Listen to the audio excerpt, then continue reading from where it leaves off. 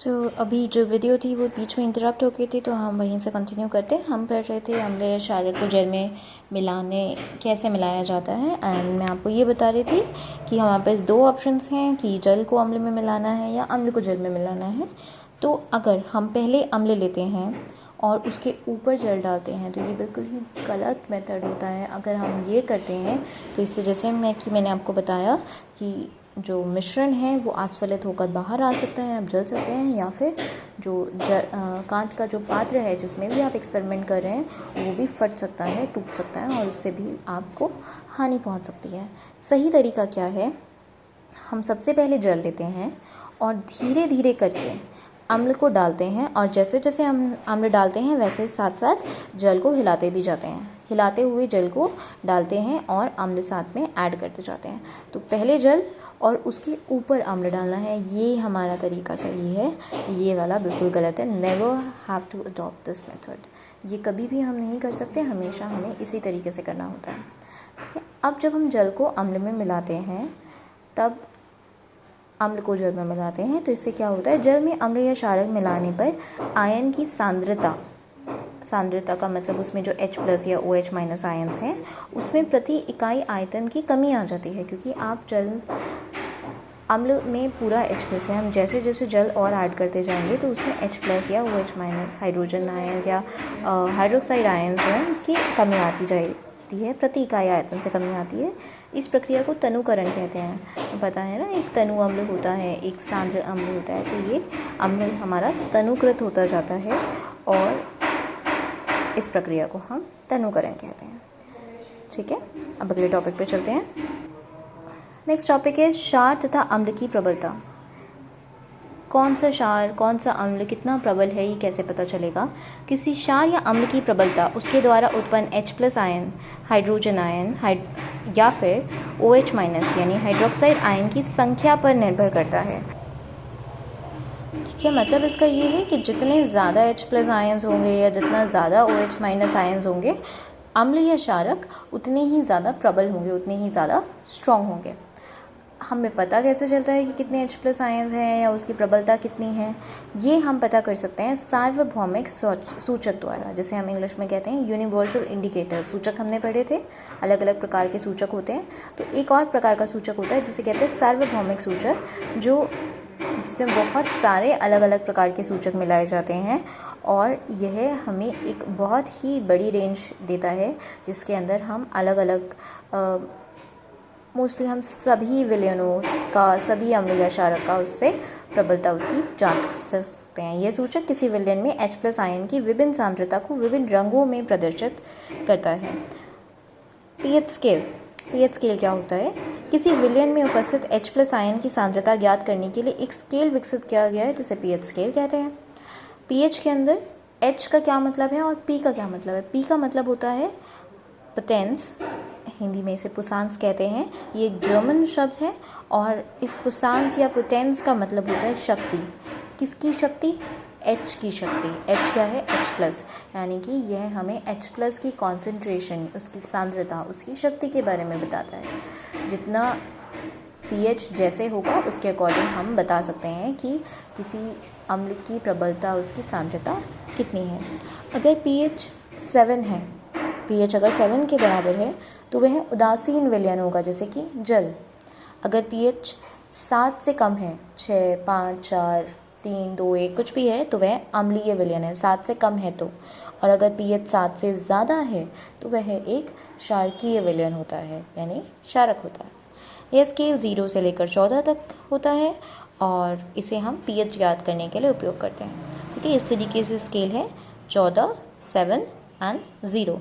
तो अगर 7 से कम है तो क्या होगा, अम्लीय प्रकृति बढ़ती है, यानी कि अगर कोई 6 पे है और अगर कोई 1 पे है तो 1 वाला ज़्यादा अम्लीय होगा या 6 वाला।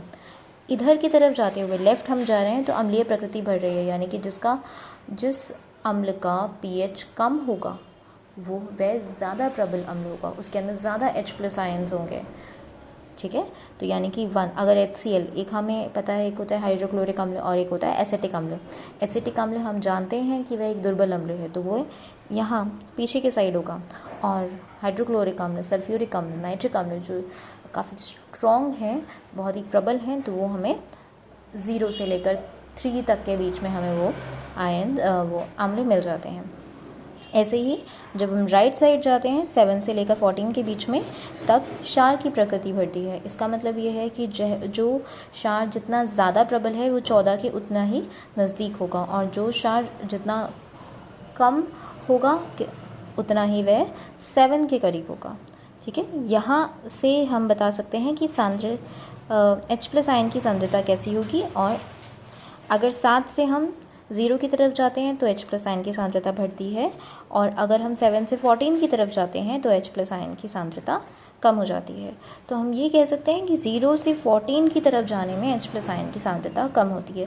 14 वाले के अंदर H+ बहुत कम होंगे ही नहीं। 0 की तरफ जो होगा उसके अंदर जितना ज़्यादा 0 की तरफ जाएंगे उतना ज़्यादा H+ आयन की सांद्रता बढ़ती जाएगी। ये है pH स्केल जो हम अलग अलग रंगों से प्रदर्शित किया गया है। आप देख सकते हैं 0 से लेकर 14 तक यहाँ पे रेंज है। इसमें टूवर्ड्स 0 रेड कलर होता है, बीच में 7 के आसपास ग्रीन कलर होता है, और 14 के आसपास डार्क ब्लू वॉयलेट जैसा कलर होता है। ठीक है, ये तो कलर अलग अलग pH के लिए अलग अलग कलर्स होते हैं pH स्ट्रिप के अंदर। और अगर जैसे हम यहाँ पे देख सकते हैं कि 0 से 1 के बीच में जठर रस लगभग 1.2, जठर रस का मतलब है वो रस जो हमारे पेट में होता है, HCl। नींबू का रस लगभग 2.2, शुद्ध जल 7, रक्त 7.4 pH होता है। ये अलग अलग विलयनों के, अलग अलग अम्ल के या क्षारक के या उदासीन विलयन के हमें pH दिए हुए हैं। मिल्क ऑफ मैग्नीशियम हाइड्रोक्साइड का 10 के करीब pH होता है, वो यहाँ पर आएगा। सोडियम हाइड्रोक्साइड विलयन लगभग 14, काफ़ी स्ट्रॉन्ग, बहुत ही प्रबल क्षारक है ये। ठीक है, तो ये हमें कुछ pH दिए हुए हैं विभिन्न पदार्थों के। अगले टॉपिक पे आ जाते हैं, दैनिक जीवन में pH का महत्व। फर्स्ट पॉइंट है, पौधे एवं पशु pH के प्रति संवेदनशील होते हैं। जी हाँ, बिल्कुल होते हैं। सभी पौधे और पशु, इंसान सब pH के प्रति संवेदनशील होते हैं। एक पर्टिकुलर pH रेंज के बीच में ही वे अपने कार्य कर सकते हैं। हमारा शरीर 7 से 7.8 pH परास का मतलब है रेंज के बीच अपना कार्य करता है। वर्षा के जल की pH मान जब 5.6 से कम हो जाती है तो वह अम्लीय वर्षा कहलाती है। तो आपको पता है कि 5.6 से नीचे अम्ल होते हैं, 7 से नीचे एक्चुअली अम्ल होते हैं। तो अगर 5.6 से कम हो जाता है pH तो वह वर्षा अम्लीय वर्षा कहलाती है। नेक्स्ट है मिट्टी का pH। मिट्टी भी अच्छी उपज के लिए एक पर्टिकुलर रेंज होनी चाहिए, एक विशिष्ट pH परास होना चाहिए, रेंज को परास बोलते हैं। अगर यह विशिष्ट परास नहीं है, अम्लीय या फिर क्षारकीय ज़्यादा है अगर pH, तो फिर किसान क्या करते हैं, किसान अगर अम्लीय है तो कोई क्षारकीय पदार्थ डाल देते हैं उसमें, और अगर क्षारकीय है तो वह अम्लीय पदार्थ मिला देते हैं, जिससे कि उनकी जो मिट्टी है वह उदासीन हो जाए। थर्ड है हमारे पाचन तंत्र का pH। ये भी आपको पहले से पता है, हमारे पाचन तंत्र में भी एक पर्टिकुलर, एक विशिष्ट pH होना ज़रूरी है। उदर यानी स्टमक हाइड्रोक्लोरिक एसिड, हाइड्रोक्लोरिक अम्ल उत्पन्न करता है जो भोजन के पाचन में सहायक होता है। अपच की स्थिति में जब हमें इंडाइजेशन हो जाता है तब हमारे स्टमक के अंदर, उदर में अधिक मात्रा में अम्ल उत्पन्न करता है, जिसके कारण उदर में दर्द व जलन का अनुभव होता है। इस दर्द से मुक्त होने के लिए क्या किया जाता है, इस दर्द से मुक्त होने के लिए एंटासिड यूज़ करते हैं। एंटासिड क्या करते हैं, यह इन एंटासिड्स के अंदर क्षारक होते हैं जो अम्ल की अधिक मात्रा को कम कर देते हैं, उदासीन कर देते हैं। जैसे कि फॉर एग्जांपल हम लेते हैं मिल्क ऑफ मैग्नीशियम हाइड्रोक्साइड होता है, ये एक दुर्बल क्षारक है। इसको लेने से जो अधिक मात्रा में अम्ल होता है वह उदासीन हो जाता है, और हमारे स्टमक के अंदर, हमारे उदर के अंदर नॉर्मल मात्रा में HCl होता है। फिर नेक्स्ट है pH परिवर्तन के कारण दंश। मुंह के pH का मान 5.5 से कम होने पर दांतों का क्षय प्रारंभ हो जाता है। दांतों का इनेमल, दंतवल्क कैल्शियम फॉस्फेट से बना होता है, और यह हमारे शरीर का सबसे मजबूत, सबसे कठोर पदार्थ होता है। यह नॉर्मली किसी भी चीज़ में घुलता नहीं है, पानी में घुलता नहीं है, लेकिन मुंह का पीएच जब 5.5 से भी कम हो जाता है तब यह संचारित होने लग जाता है।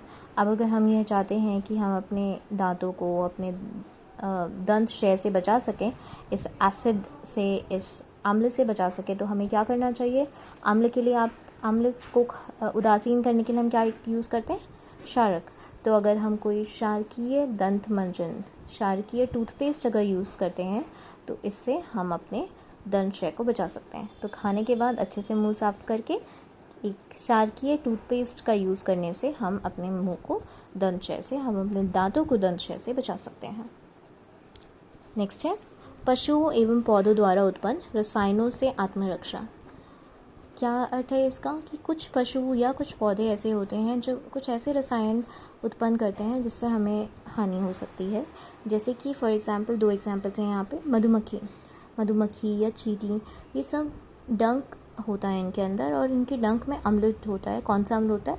फॉर्मिक अम्ल या फिर मिथाइनिक अम्ल, मेथनोइक अम्ल बोल सकते हैं इसको। फॉर्मिक अम्ल या मेथनोइक अम्ल दोनों सेम है। यह जो अम्ल है इसके कारण हमारा दर्द होता है, जलन होती है। अगर हम इस डंक से अपने आप को बचाना चाहते हैं या इससे हम इस दर्द को कम करना चाहते हैं तो उसके लिए हम बेकिंग सोडा का यूज़ हम कर सकते हैं। बेकिंग सोडा को उस जगह पर अगर हम रब करते हैं तो उससे अम्ल जो है वह उदासीन हो जाता है, क्योंकि अम्ल को उदासीन करने के लिए क्या यूज़ करेंगे हम? एक क्षारक।